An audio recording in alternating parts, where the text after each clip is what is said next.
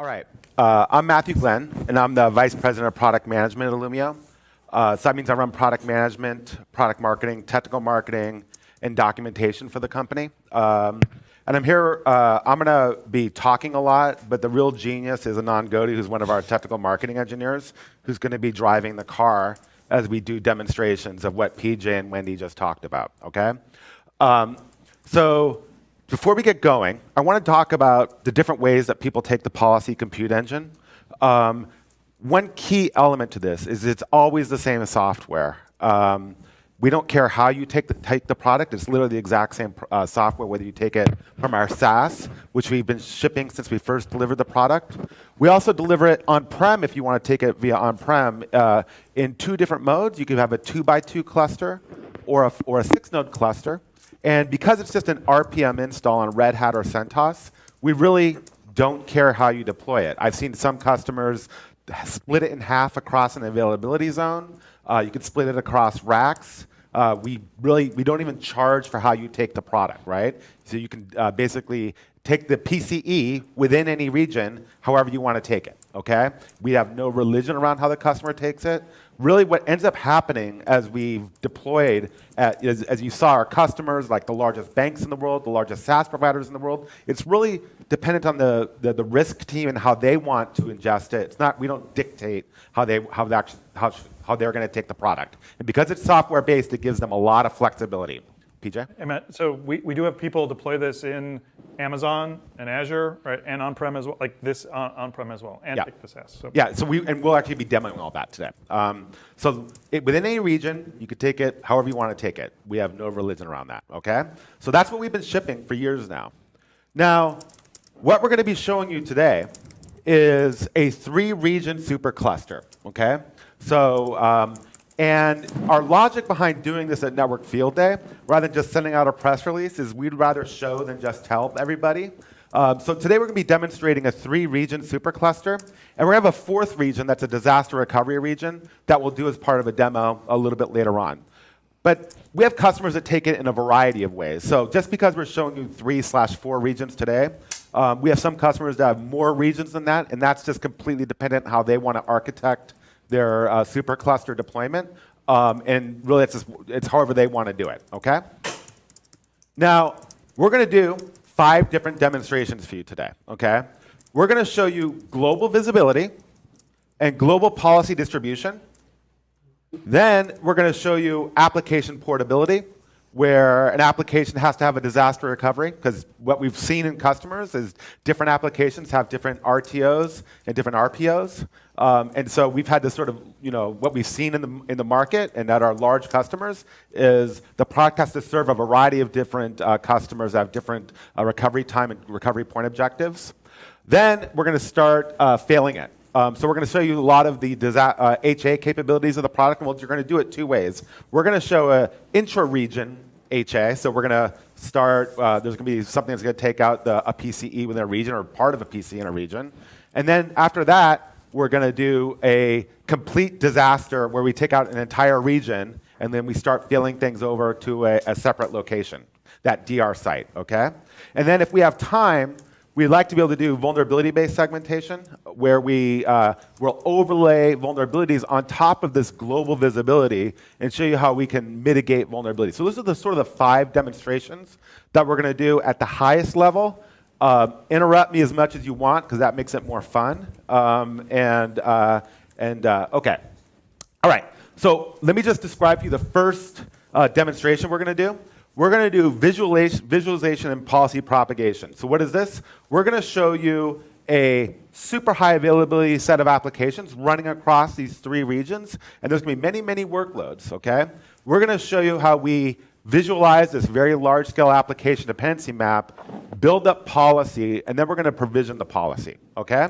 So let's get out of the land of PowerPoint, and let's get into the land of the actual product, and I'm going to change my shirt real quickly, okay? So Anand is bringing up 3 separate PCEs. Each one of those corresponds to the different regions we're running in. And let me just quickly orient you to what you're looking at. So the leader PCE, which is the one we're going to do most of the visibility and the policy propagation, is right here on the left, and don't worry, we'll drill into that. And then we have two other regions. One of them is EU East, which is running in Virginia. You'll notice that you'll see a partial view right there in the corner. And then also we have the EU East, which is running in Frankfurt.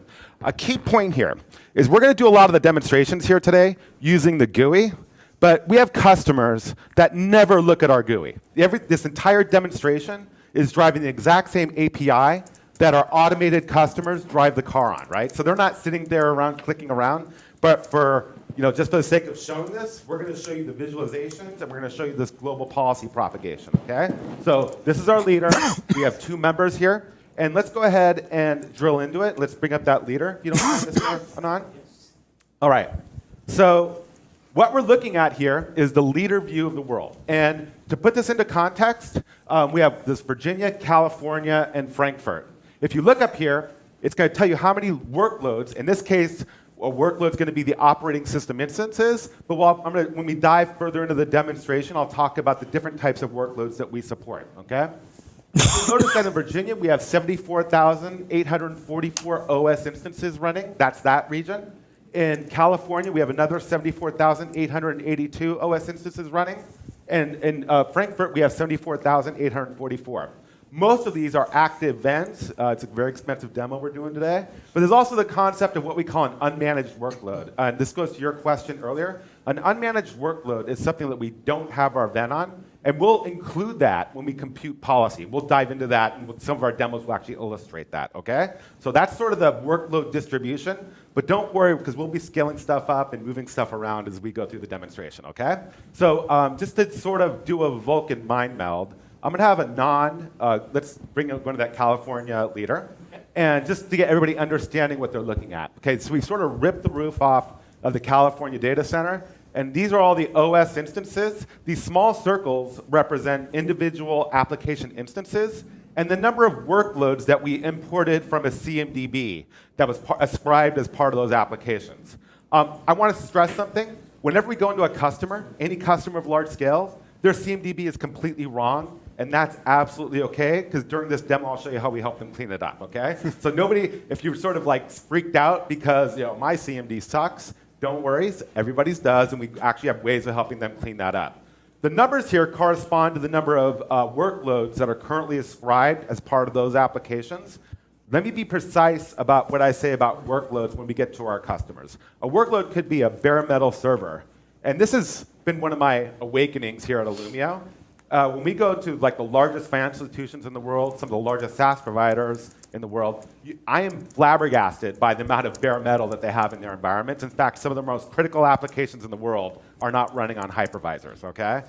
Stuff that moves our ATM money around, they don't run on VMs, okay? A workload could be a VM, of course. A workload could be a container for us. And a workload could also be a process. So a lot of our customers, they'll run 12 instances of Sybase or 12 instances of Apache on a single host, but each instance is part of a separate application. So that could also be something we want to do segmentation down to. So we could be going down to the process to do segmentation. Anand, when he mouses over any one of these workloads, it's showing you the inter-application traffic within that very specific data center, within that very specific region, okay? Now, I don't expect people to be clicking around to find this stuff. So Anand, let's find the point of sale application. So you can also just do a search here, and it'll bring this up. And this is sort of an operations view of this for this organization. I always like to think about the different people that the product serves. The product in this view is really how an operations team might think about interacting with it, okay? And why is this important? So when we think about some of our large customers, and you probably have applications like this, I always like to think about the different application classes that that they are supporting. They have some applications that need to run 24 hours a day, 7 days a week, 365 days a year, except for leap year, 366, right? What are those types of applications? That's like I put my ATM in my ATM card in the wallet into the ATM. I better get my money out, right? That's the stuff that makes the business run, and it has to be available at all times, okay? And we see a tremendous amount of these types of applications.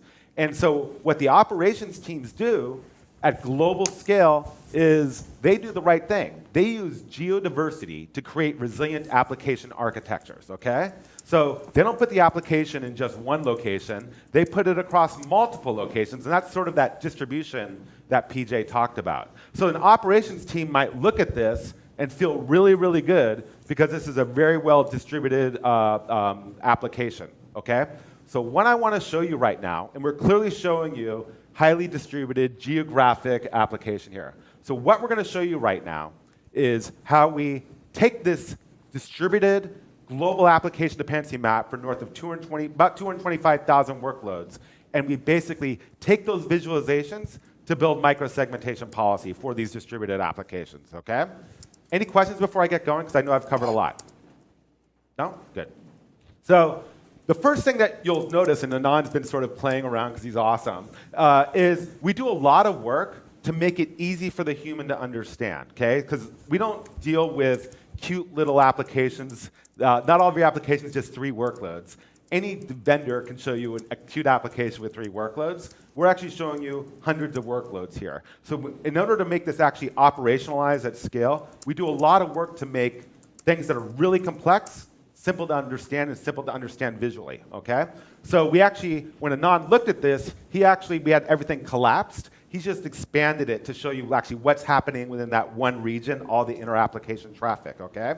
But here's the thing, when we go into most customers, they have no idea of how their applications are actually communicating, okay? That is the ugly fact. So let me show you how we do it with them, okay? The first thing that's gonna happen is you're gonna deploy these VENs, those antennas, and a customer called it an antenna. And remember, the VEN is not in line. It's not processing packets. It's staying inside the kernel. We're just activating what's already in the kernel. So when you first deploy the VENs, you're going to deploy it in what we call build mode. And in build mode, we're just going to build up this application dependency map, which you see plainly on the screen, okay? You'll notice that there's red lines here. Those red lines indicate that we detected traffic and you've not yet written a policy that would allow that traffic, okay? So visually, we can represent that. And if you're colorblind, we actually have colorblind mode that's supported also, okay?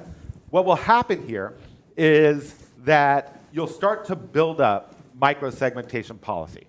And as you build up policy, we'll overlay those red lines on top of the green lines, okay? And then when you feel like you have the right, policy, you can migrate any workload or any application or any environment to test mode.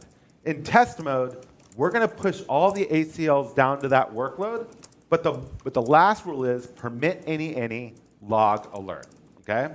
So this is one of the key things that we stress with our customers. We recommend your first 10, 15, 20 applications, you don't deploy it on the 200,000 workloads like what you see here.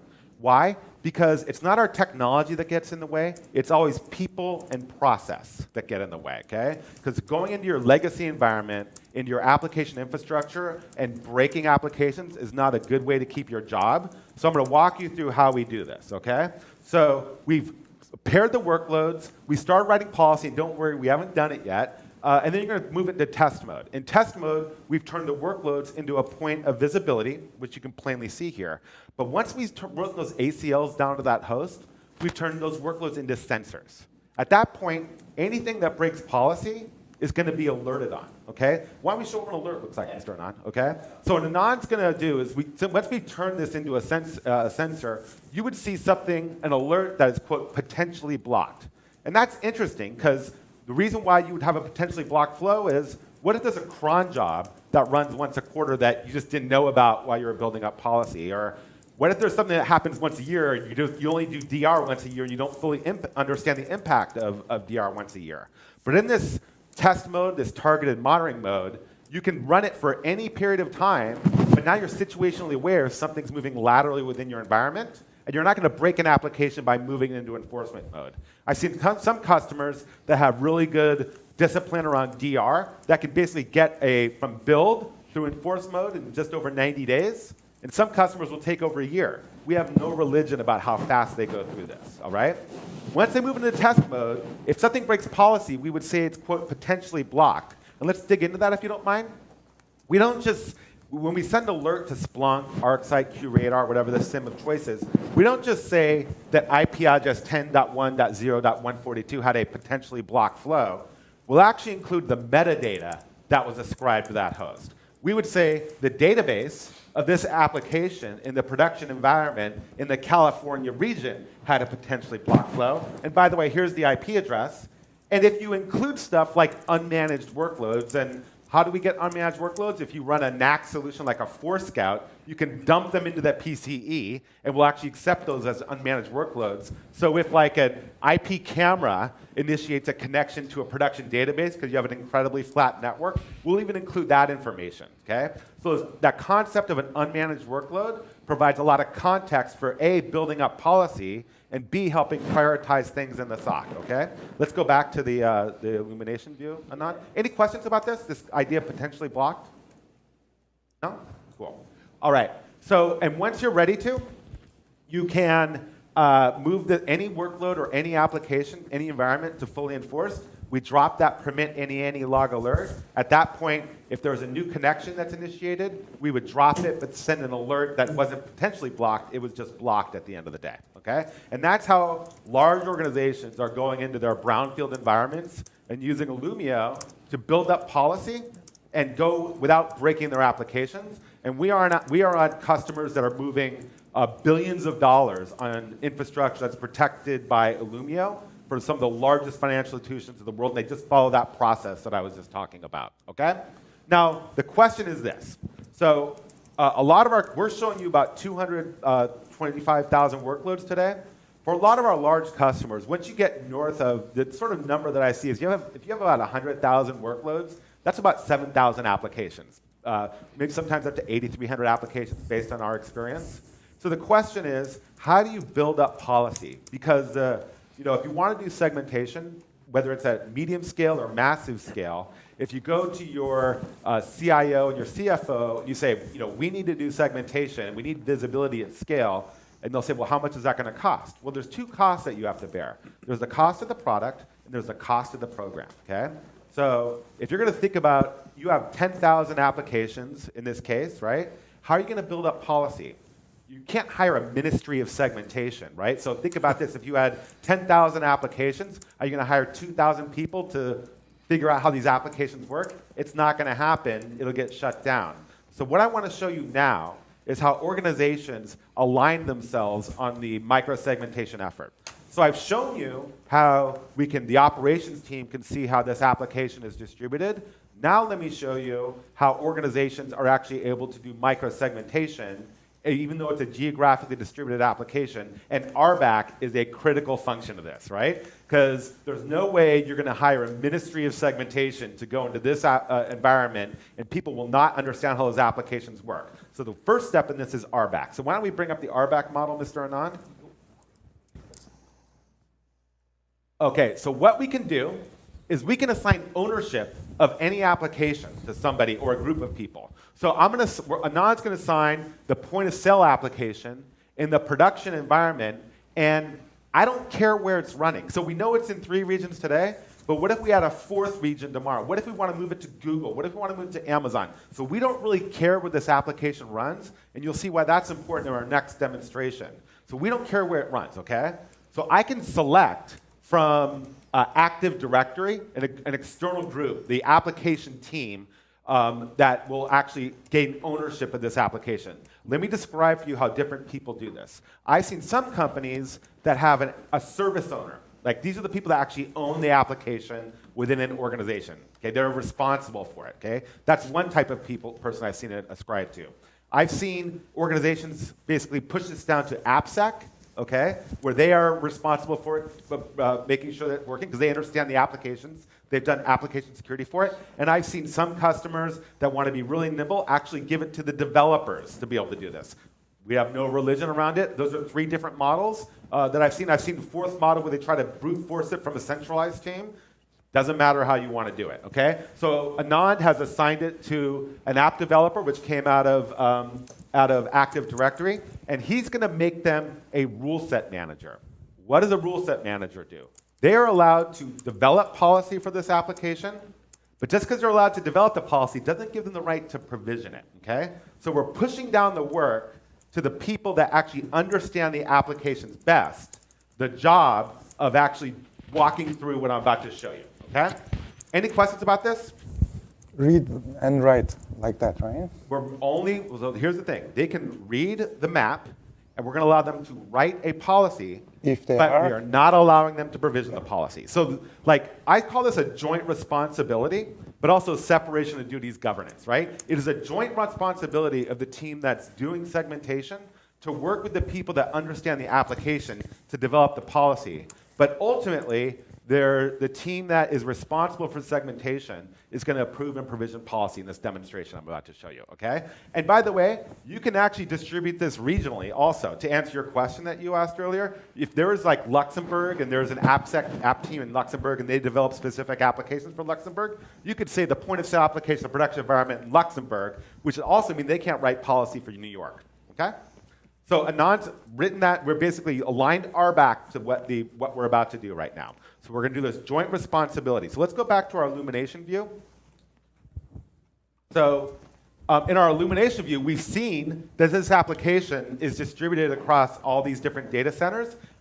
Operations team is super happy about this. They've done their job. This has an RTO of 0, effectively, but that doesn't mean that they have any idea of how this application works. So what they do is they actually assign this to the actual app team, which we just saw via RBAC. So the application team comes in, they log in, and they pull up their application, and they get the application overview. And that's what this looks like. As an app team, I don't care that my application is distributed everywhere. Yeah, I do care that it's available and stuff like that. But really, it doesn't matter to me how many are running in EU West. It doesn't matter, EU East rather. I don't care in Virginia. I care about how my application works. And here is the steps that they go through to develop policy, okay? The first thing that we want them to do is to do an attestation of the workloads that are part of their application.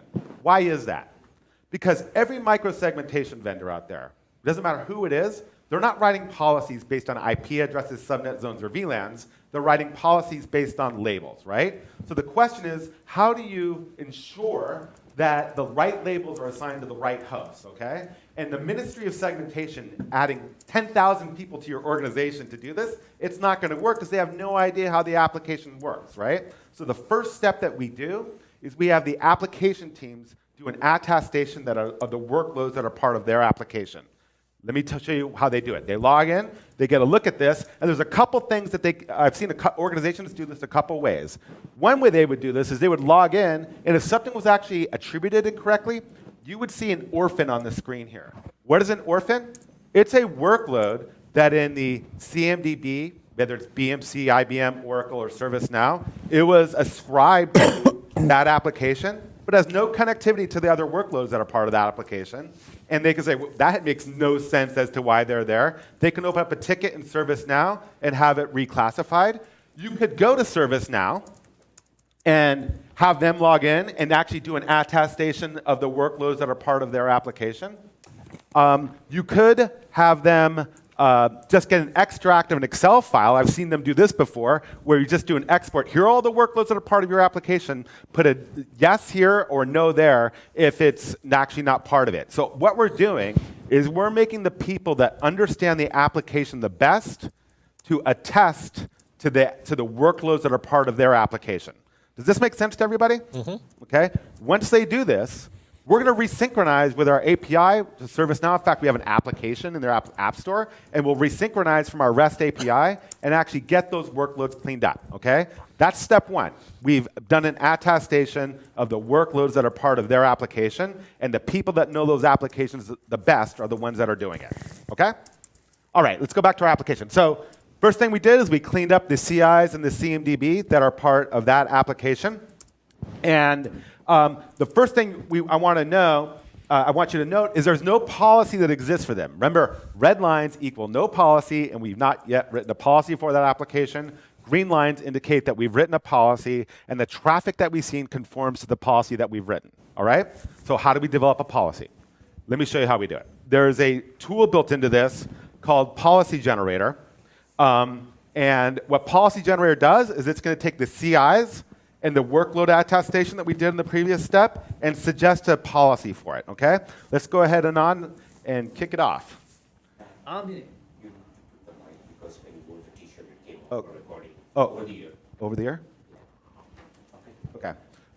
Sorry about that. So I get excited when I do this stuff. So here's policy generator, and it's a tool built into this, and once again, just driven via an API. So some customers use the tool. We had one customer where we did the entire thing from our API. No religion around how they want to use it, okay? How people use it. So you can choose from different levels of segmentation. I'm going to start off at the most granular, where we can look at every flow. And in this step, if there's a flow that shouldn't be there, we could actually have the application team, the AppSec team, or the developer say, wait a second, that flow shouldn't be there. They could choose to include it or exclude it from policy, okay? They could do tier-based segmentation, where we just like the web tier could talk to the app tier can talk to the database tier. I don't care what port or protocol they're talking on. Or what most organizations do from the get-go is they just do what we like to call ring fencing, where they put all the workloads into a bubble, for lack of a better term, but it's not a VLAN, right? Because we're going to enforce stateful layer 3, layer 4 firewall rules about how they dictate, and here's what that looks like. I don't care whether it's a database, a web tier, or a processing tier, they can speak together on all ports and protocols, okay? It's almost like putting them in a VLAN, but remember that VLAN is now traversed, it's not really a VLAN, it's a layer 3 set of layer 3, layer 4 firewall rules, okay? Very simple policy, and in fact, all you have to do this is have people attest to the CIs that are part of those workloads, okay? That's all you have to do to write this very simple policy. Once we do that, we can move to the next step. And here's the policy that we're writing, okay? Very simple. For the point of sale application in the production environment, and we don't care where it's running, okay? Anything that's been ascribed to this will inherit this policy. All the workloads could talk to all the workloads. We've put a ring fence around it, okay? I'm going to save that, or Anand's going to save that. Saving it right now. And let's go back to our app group map. And you'll notice that all the lines here are green, meaning the flows that we've detected currently have policy written for them, okay? However, we have not yet opened up this application to the outside world, so why don't you go ahead and do that? Okay.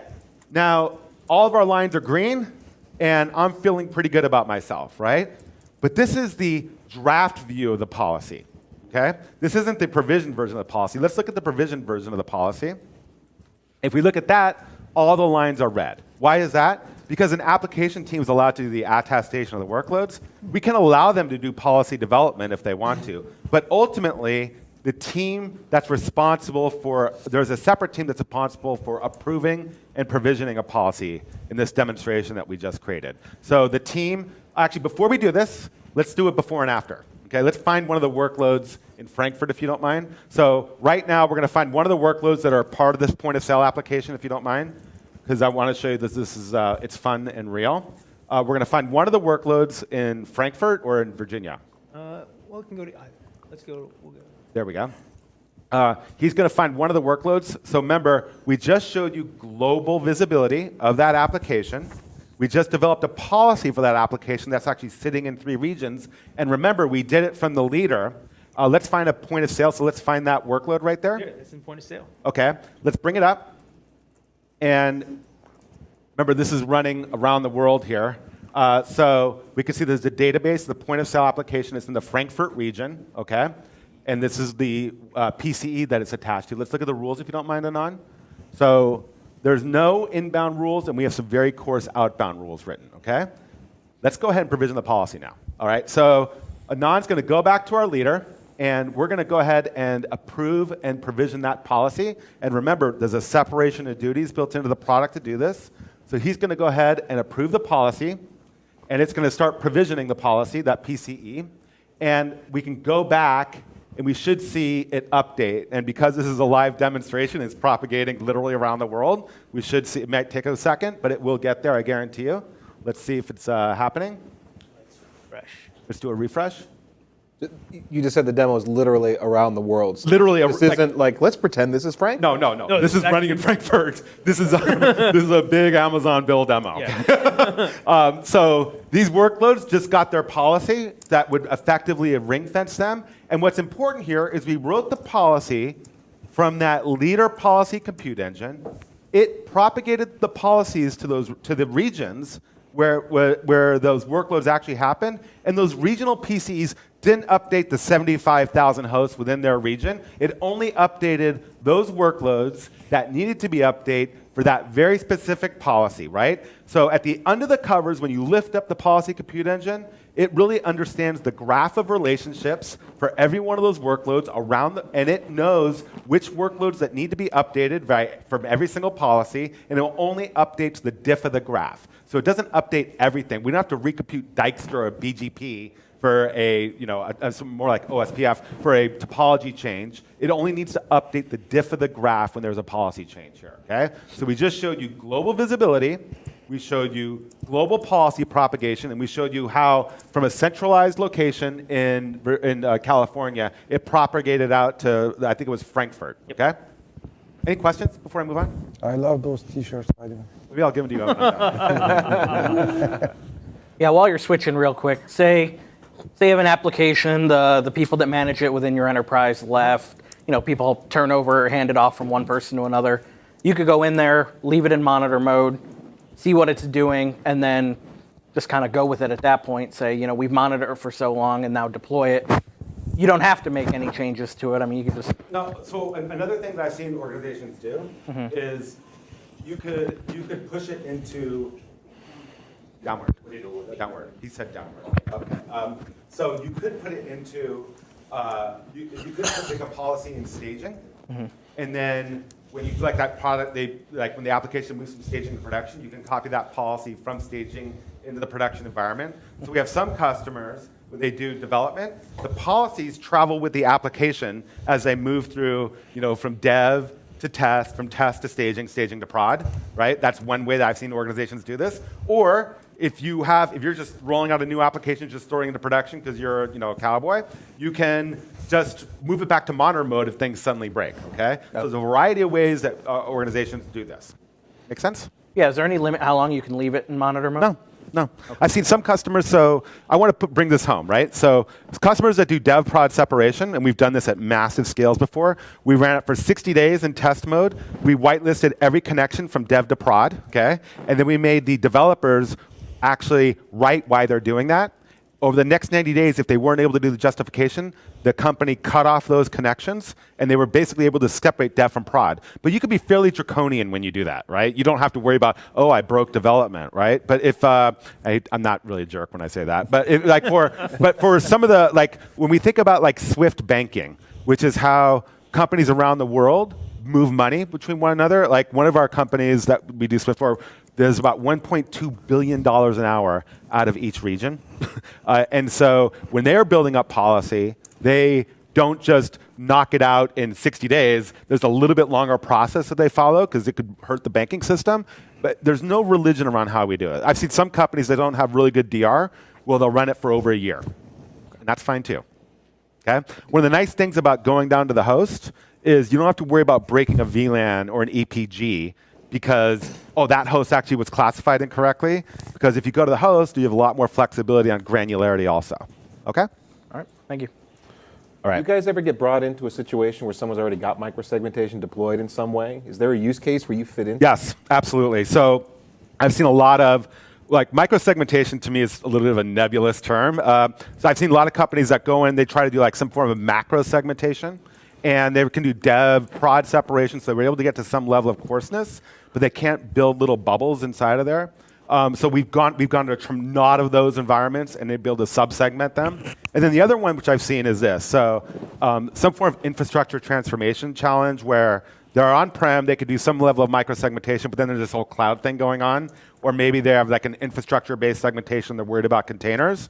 And so because we can traverse all those different sorts of deployments, and there's also this PCE thing, you can have literally, the concept, I think, at one of our advisory board meetings, I was talking to one of the customers, and I hear this more and more, is this idea of separating the network from segmentation. And I wrote a book on VLANs in '95, so it's not but this idea that we sort of convoluted VLANs for security. There's basically, their mindset is, I want segmentation, because I might not own my network in the future. I want segmentation separated from the network, right? And that's a very common theme that we hear also. All right? There's another driver for that that we're seeing lately, which is particularly in high availability with layer 2 data center interconnect, you end up with problems with stateful applications, stateful flows and firewalls, whereas if you put it right at the point of the application, Yep. Yeah, that's correct. That is correct.